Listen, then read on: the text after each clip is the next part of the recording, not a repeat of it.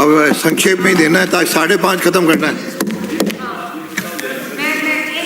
माननीय हो गया मैं हो गया। नो अब नहीं हो गया। नाम माननीय अध्यक्ष महोदय, आपने कहा, आपने धन्यवाद दे दिया आपने, या तो पता नहीं कितने। माननीय अध्यक्ष महोदय, अभी पंचायत राज संस्थाओं में चुनाव लड़ने के लिए प्रावधान है। वादा था भैया, 10 मिनट ज्यादा हो गए कि 27/11/1995 के बाद आपने काटा है, मैंने नहीं काटा है। 2 से ज्यादा अधिक संतान है, मैंने नहीं काटा है। चुनाव नहीं लड़ पाएगा, यानी पात्र नहीं होगा। और ये कानून, ये जो बिल लाया गया था 1994 में, इन्होंने आपके सचेतक ने काटा है, मैंने नहीं काटा है। आप नहीं, वापिस नहीं होता। आप सब जानते हैं माननीय अध्यक्ष महोदय, आपने पहले जनसंख्या काट के दिया है, मैं क्या करूं? में नियंत्रण वृद्धि हो रही थी और नियंत्रण करना बहुत आवश्यक था जनसंख्या पर। और इसलिए राजो, अरे मंत्री उत्तर दे। परिवार कल्याण कार्यक्रम को बढ़ावा देने के लिए और बढ़ती हुई जनसंख्या को नियंत्रित करने के लिए और ये प्रावधान किया गया था। उस समय जनसंख्या का विस्फोट, प्रजनन दर वो अब 2 रह गई है, यानी जनसंख्या पर एक तरह से नियंत्रण हो रहा है और जागरूकता बढ़ रही है।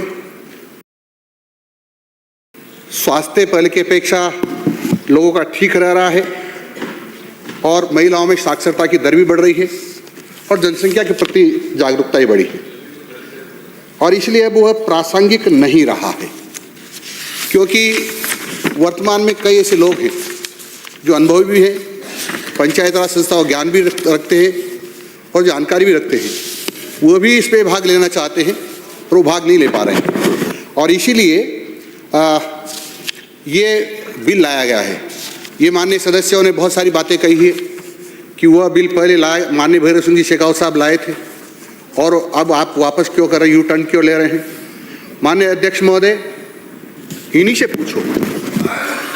से पूछना चाहिए कि 20/6/2001 को जो कर्मचारियों के लिए बिल लाया गया था कि 2 से ज़्यादा बच्चे होंगे उनके, तो उनका प्रमोशन नहीं किया जाएगा। तो फिर उन्होंने 16/3/2023 को उसको वापस क्यों ले गया? क्या कारण था? इनको बताना पड़ेगा ना। इतनी सारी बातें कर रहे हैं कि ये यू टर्न हो रहे हैं, हम यू टर्न नहीं हो रहे।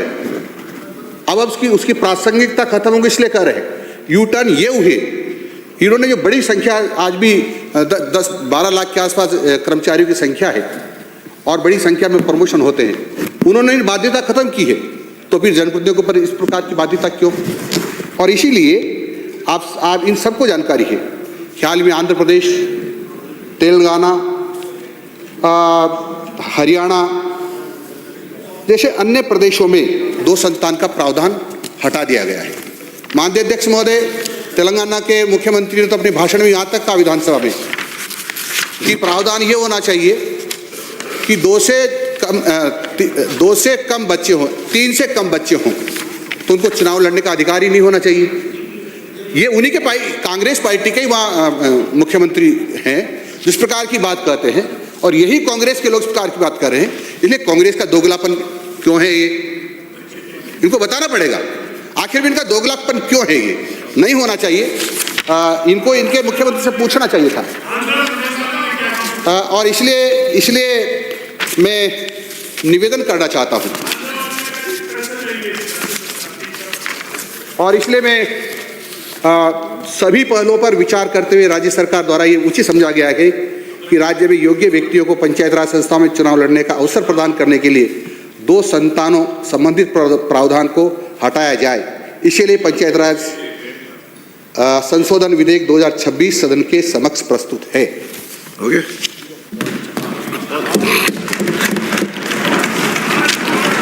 आज तो सबसे छोटा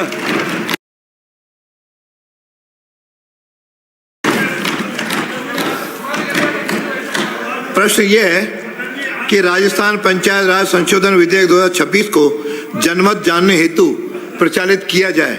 जो पक्ष में वहां कहें, जो विपक्ष में ना कहें। ना पक्ष जीता विधेयक को जनमत जानने हेतु परिचालित करने का संशोधन प्रस्ताव अस्वीकार किया गया। प्रश्न ये है कि राजस्थान पंचायत राज संशोधन विधेयक 2026 को विचारार्थ लिया जाए। जो पक्ष में हो हाँ कहें, जो विपक्ष में हो ना कहें। हाँ पक्ष जीता, विधेयक को विचारार्थ लिया गया।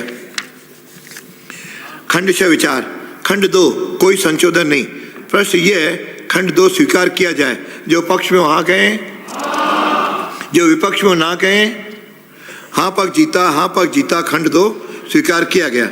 अधिनियमन सूत्र नाम आदि कोई संशोधन नहीं। प्रश्न ये है खंड 1 अधिनियमन